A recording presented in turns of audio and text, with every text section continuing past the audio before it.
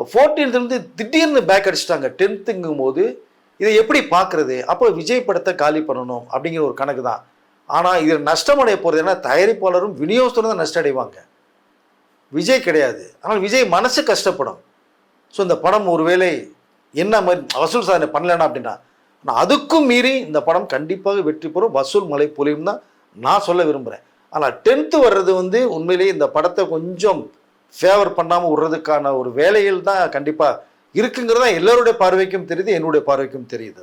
Social மீடியாவில் சிவகார்த்திகேயனை ரொம்ப அடிக்க ஆரம்பிச்சிட்டாங்க. நீங்கள் தளபதிக்கு எகென்ஸ்டாக நீங்கள் எப்படி வருவன்னு சொல்லிட்டு சிவாவுக்கு இதில் பங்கு இருக்கா இல்லையாங்கிறது அவங்களுக்கு தான் தெரியுங்கிற பொழுது சிவாவை அடிக்கிறதுல என்ன நியாயம் இருக்கு?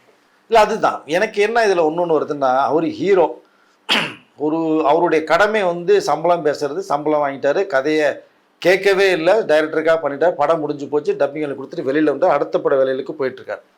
இப்போ இந்த ரிலீஸ் பண்ணுறதுக்கான அதிகாரம் தயாரிப்பாளர்கிட்ட மட்டும்தான் இருக்குது, வாங்கின விநியோகஸ்தர்கிட்ட தான் இருக்குது.